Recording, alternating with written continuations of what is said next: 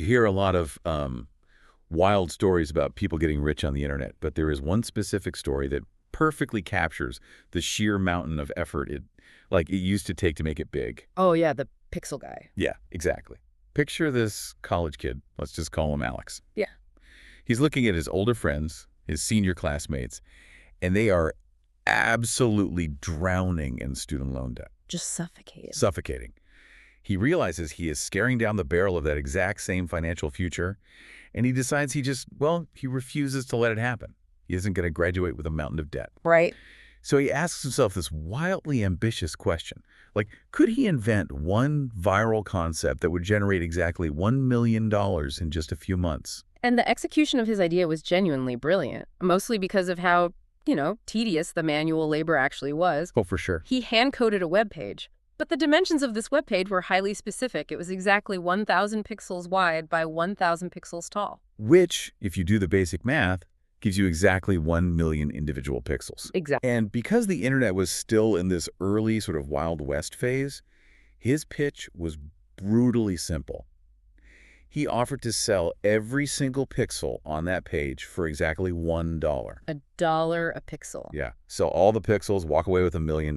It was a masterclass in hustle, honestly. I mean, he started small, manually selling little blocks of pixels to his friends and family just to get some initial cash flow. Right. Then he took that seed money and bought an article in a local newspaper. He essentially engineered his own PR campaign, like local college kids selling digital pixels to raise $1 million. And the sheer novelty of it completely blew up. Oh, totally. Went completely viral. Massive waves of traffic started hitting his website. And suddenly all these corporate businesses realized that if millions of eyeballs were visiting this random pixel page, they needed to be there. Exactly. It became highly coveted digital real estate. They scrambled to buy blocks of pixels for their banner ads. You click the tiny banner, you go to their site. Simple but effective. It's so effective. In the end, he sold every single pixel, and Alex walked away with his $1 million. Just pure, relentless human ingenuity. And, well, here is the brutal reality of the modern era. Yeah. Someone recently sat down, opened an AI tool, typed in a single sentence describing that exact project, and hit enter. Oh, wow. Within 120 seconds, the artificial intelligence had perfectly recreated that entire web page. A flawless 1,000 by 1,000 pixel grid. Fully functional, fully clickable, with the CSS and HTML completely written. 2 minutes. Minutes. 2 minutes to replicate what took months of human coding, marketing, and hustle. Welcome to the deep dive. That story, the $1 million pixel page. That's the baseline for today. It really is. Because we're looking at a massive stack of research, specifically analyzing the foundational strategies from 7 major texts to figure out how to survive in an era where human ingenuity is replicated by software in 2 minutes. Yeah, and to understand this, we have to look at how business fundamentally operates, Right. Historically, it requires 2 pillars. The product, which is what you sell, and the people who buy it. And executing a transaction between those 2 pillars used to require an army. A literal army. You needed a massive workforce just to build the product. You needed another massive workforce to deliver it. Marketing teams, customer support, accounts, a relentless sales division, and HR just to hire all of them. The friction was enormous. Enormous friction. But AI shifted that overnight. The friction of building and marketing a product is practically evaporating. It's time. You have solo creators running fully automated faceless AI channels in niche markets, like historical facts or coding tutorials. The AI scrapes the research, writes the script, generates a voiceover, and edits the video clips in seconds. And they're generating massive revenue with almost zero human labor. Right. So, okay, let's unpack this.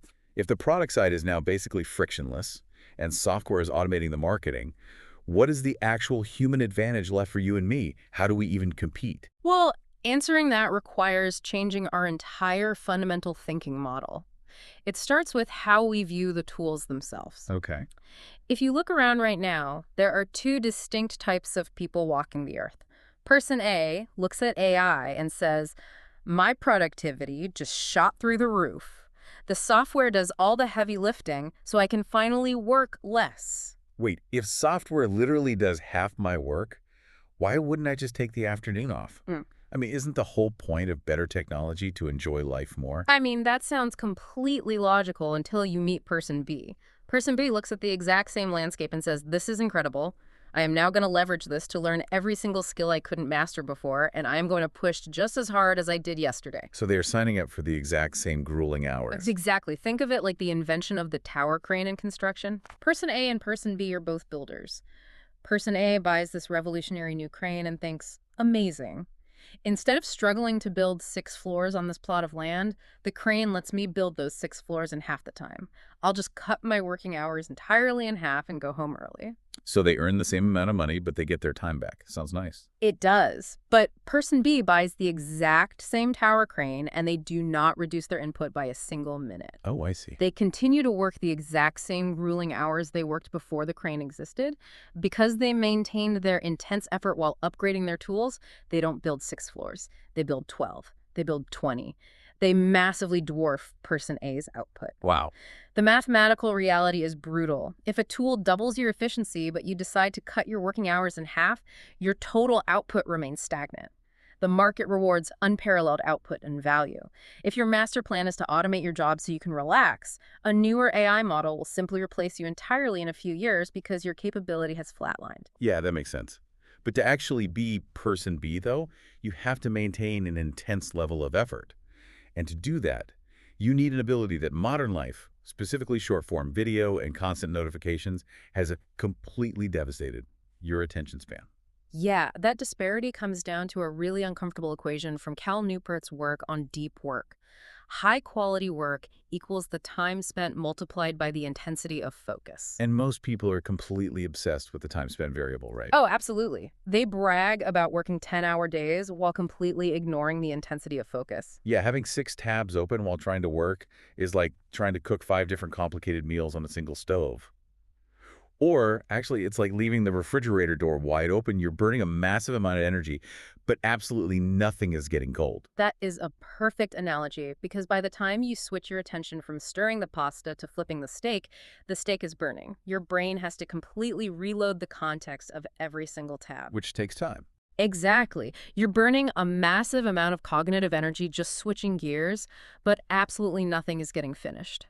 That cognitive residue is exactly what destroys output. Right. If someone sits at their desk for 8 fragmented hours, checking emails, glancing at their phone, constantly interrupted, their total output for the day is maybe 10 units. Yeah.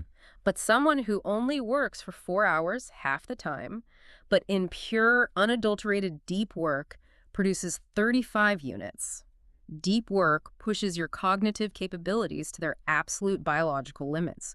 It creates brand new value and rapidly improves skills. And the research outlines a few distinct ways to actually pull this off, doesn't it? Yeah, 4 main strategies. You have the monastic approach, which is just total isolation until a major project is done. Like locking yourself in a cabin. Pretty much. Then you have the bimodal strategy, where you block off dedicated deep work days to isolate and then handle the chaotic real world on the other days. Rhythmic, where you train your brain to drop into deep work at the exact same time every morning. And then there's the journalistic approach, which is ruthlessly utilizing any random 20-minute gap in your schedule to dive deep. And the journalistic approach is specifically designed for people who claim their schedule is too chaotic, right? Yes. The second a meeting ends early, you don't check your email.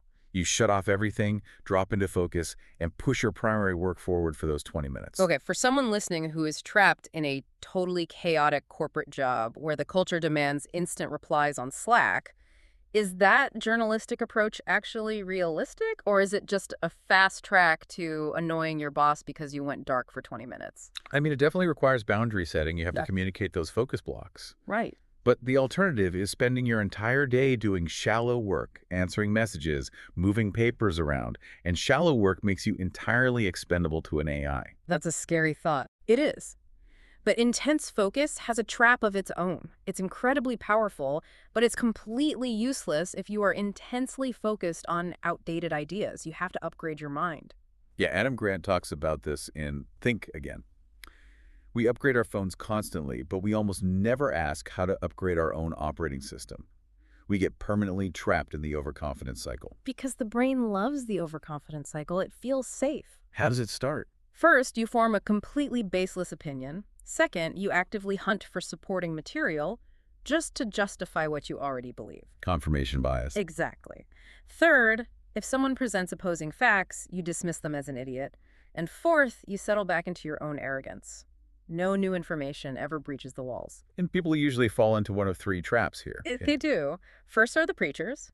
They guard their opinion like a sacred text. You cannot argue with them because their belief is tied to their morality. Oh, I know a few of those. We all do. Second are the prosecutors. They aren't trying to find the truth. They just want to find microscopic flaws in your argument to prove themselves right. And third are the politicians. Let me guess. The politician has zero intellectual backbone and just adjusts their views to please whatever room they are standing in. Exactly that. None of those three roles care about the actual truth. The counter to this is the rethinking cycle, learning to think like a scientist. So a scientist treats every thought as a hypothesis. Right. They pair confidence in their capability with genuine humility about their knowledge. They ask, if I am right, what does this mean? But if I am wrong, what should happen? There's a great example in the research about a guy named Ben. Oh, the marketer. Yeah, he's a marketer with 12 years of really solid experience. He starts hearing about AI advancing in his field. Overconfident Ben looks for flaws in the AI, finds a few confused, glitchy responses, and says, see, overrated. An algorithm is never going to replace my 12 years of nuanced experience. Famous last words. Right. A few months later, his company downsizes, and he loses his job to automated software. But rethinking Ben, the scientist, hears the exact same news. He has that same initial defensive ego flare-up, but he instantly forces himself to step into doubt. He commits just 2 hours a week to rigorously testing AI tools against his own work. And the data proves him wrong. The AI can do his tasks. So he adapts, leverages the software to multiply his output, and secures a massive 60% salary increase. That pivot from defense to curiosity is everything. But when someone has 12 years of hard-earned experience like Ben, their ego is entirely wrapped up in what they know. How do you actively force yourself into that doubt phase when your brain is screaming that you are the resident expert? By entirely detaching your identity from your past knowledge and attaching it to your adaptability. Wow. You have to decide that you value being right eventually, much more than you value being right initially. That's powerful. But even when you have your focus and your adaptability dialed in, you hit a ceiling because you still have to deal with the second half of the business equation, the people. And human nature hasn't changed at all. It really hasn't. AI is completely revolutionizing the product side, but humans are humans. So you've upgraded your mind, you have a brilliantly AI-assisted idea, but if you present it to a boss whose ego is threatened by it, you still lose. You have to master human perception. Robert Greene and Robert Cialdini talk a lot about this. Yeah, and there's a gripping historical story that illustrates this beautifully concerning Zhiliang, a brilliant Chinese general known as the Sleeping Dragon. Oh, this story is wild. He sends his entire army away on a mission and is left inside a small fortress with exactly 100 soldiers. Just a skeleton crew. Yeah. Suddenly he gets word that his bitter enemy, Sima Yi, is marching up to the gates, commanding an overwhelming force of 150,000 soldiers. It's 150,000 against 100. And Zhu Jiling does not display a single ounce of panic. He orders his 100 men to hide out of sight. He commands the fortress gates to be thrown wide open. He puts on the simple, unassuming robes of a monk, and he climbs up onto the roof of the fortress to peacefully play the flute. Sima Yi arrives with his massive army, sees the legendary Sleeping Dragon calmly playing the flute with the gates wide open, and his mind just races. He thinks this man is a strategic genius. He never takes risks. This is, without question, a massive, deadly trap. He is so terrified of an ambush that doesn't even exist that he orders his 150,000 men to turn around and retreat. It's like bluffing with an absolutely empty hand in poker, because you know the other guy is playing the player, not the cards. Exactly. People's decisions change drastically, based entirely on their perception of you. The reputation you build is a tangible form of power that can literally move armies without firing a single arrow. Incredible. But moving from broad reputation to the actual mechanics of persuasion, we have to look at hardwired psychological triggers, like reciprocity. The restaurant experiment involving reciprocity completely blew my mind. Researchers found that if a server leaves one small candy on the tray with the bill, the customer's tip increases by a reliable 3%. Just one candy. Yeah. If they leave 2 candies, the tip surges to a 14% increase. But the masterpiece of that study is the third scenario. Oh, yeah. The server drops the bill with 1 candy, turns to walk away, but then intentionally stops, turns back to the table and says, you know what, for wonderful guests like you, here's a second candy. And the tip skyrockets to a 23% increase. 23%. The unexpected return, the seemingly personal gesture, it changes human behavior entirely. But isn't there a fine line here? At what point does engineering a personal gesture for a 23% tip cross the line from psychology into straight-up manipulation? Well, it raises a valid question about intent. Reciprocity is a hardwired survival mechanism in the human brain. Ancestrally, if someone shared food, you owed them, which kept the tribe alive. Okay, so it's biological. Yeah, we still naturally respond to generosity and surprise. You are simply utilizing the mechanics of human nature. But pulling these psychological levers requires a long-term strategy. You can't fake genuine value forever. And maintaining that long-term strategy takes relentless energy, which brings us to the mechanics of internal drive. Sustaining success requires engineering your own motivation. And the research actually breaks this down into a mathematical formula. Motivation equation. Yeah. Motivation equals expectancy multiplied by value, divided by impulsiveness multiplied by delay. So if you want to feel motivated to do anything, you must dramatically increase the top two variables of that fraction and ruthlessly decrease the bottom two. Okay, break that down for us. Expectancy is simply, do you genuinely believe you can achieve the task? If you don't think you can do it, motivation dies. Value is how fundamentally important the task is to you. Like if a family member is critically ill, securing their medication is infinitely valuable. You run out the door without hesitation. Exactly. But if someone asks you to walk out in blazing heat for something completely trivial, the value is low and your motivation is zero. Right. Then you must decrease the bottom of the equation. Impulsiveness is your tendency to abandon a task, to meddle with something else, which we conquer by utilizing those deep work focus strategies. Oh, tying it back together. Yeah. And delay is how long it takes to actually get the reward. If the payoff is 5 years away, motivation bleeds out daily. Here's where it gets really interesting. It's like adjusting sliders on an audio mixing board to get the perfect sound. You intentionally tweak those 4 variables, breaking big goals into smaller ones to shrink the delay, or locking your phone in another room to kill impulsiveness. You engineer your own drive from the inside out. But applying that drive with the long term requires some serious strategic architecture, like the mental frameworks Jeff Bezos uses. Oh, Bezos operates on a remarkable level of strategic intelligence. He relies on 3 core frameworks. First is the day one mentality. What does that mean exactly? Well, think of the explosive passion and urgency you feel at the very beginning of a new project. On day one, energy is boundless, but eventually complacency quietly sets in. It becomes day two. Bezos insists you must manufacture that day one urgency every single day. His second framework is the 3-year perspective. When Wall Street congratulated Bezos on a massively profitable quarter, he told them the results they were cheering for were the direct output of work executed 3 years ago. The work you were doing today is exclusively for the quarter 3 years from now. And the third is failing appropriately. Bezos defines a true experiment with brutal clarity. If you already know a project is going to succeed before you start, it's not an experiment. It's just a process. Right. You have to step into the void, fully accepting that you have absolutely no idea if this initiative will work or completely collapse. Wait, regarding failing appropriately, how do you practically maintain your expectancy in that motivation equation when you step into the void knowing the experiment could totally collapse? I mean, doesn't the sheer risk of failure completely kill the expectancy that you can achieve the goal? That is the exact reason why grand, sweeping visions fail without microscopic daily architecture. You don't place your expectancy on the final outcome of the massive experiment. You place your expectancy on your ability to execute the daily process. I get it. You trust your systems, not the end game. Exactly. Systems over goals, which James Clear writes about so well, and that relies on the merciless math of compounding. Imagine 2 people starting at the exact same baseline of skill.